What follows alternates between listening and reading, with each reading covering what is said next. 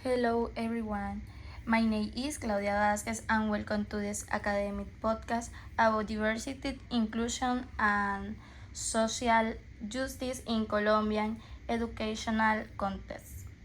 In this episode, I will analyze the problem of xenophobia toward Venezuelan students in Colombia public school and how these situations affect the construction on inclusive democratic and equitable school environments.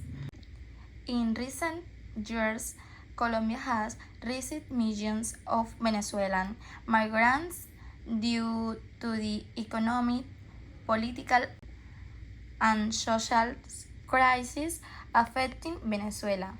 As a consequence, thousands of children and young people have entered the Colombian education system seeking better living conditions and access to fundamental rights such as education. However, many migrant students experience discrimination, exclusions, and rejections within educational institutions. This practice affects not only academic performance but also emotional well-being and sense of school belonging. Throughout this podcast, I will develop a critical analysis of this issue using concepts such as intersectionality, multiculturalism, and inclusive educations. In addition, I will present pedagogical strategies and training coexisting repeats for cultural diversity and social justice using school. Case context. Venezuelan migration to Colombia has become one of the most important social phenomena in Latin America during the last decade. Thousands of Venezuelan families have left their country due to economic crisis, food shortage, political instability, and social difficulties affecting Venezuela. Because of this situation, has become the main receiving country for Venezuelan migrants.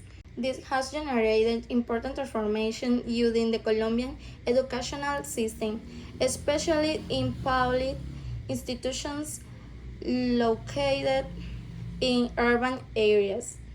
Thousands of Venezuelan students have entered Colombian schools seeking to continue their education and improve their living conditions.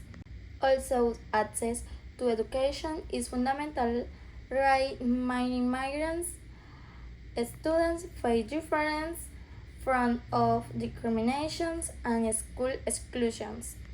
In many cases, Venezuelan students are victims of mockery related to their skin, way of speaking, or cultural custom. Offensive comments, social rejections, exclusions from group activities, and bullying practice also affect their emotional well-being. These experiences generate feeling of sadness, anxiety, insecurity, and low self-esteem. Furthermore, they negatively affect academic performance, classroom participation, and sense of school belonging. Xenophobia towards Venezuelan students can be analyzed through different theoretical approaches related to diversity and exclusion educations. One of the most important concepts, intersectionality, which explains how different forms of inequality and discrimination interact simultaneously. Schools should promote intercultural coexistence and respect for diversity. Inclusive education guarantees learning opportunities for students regardless of their social or cultural conditions.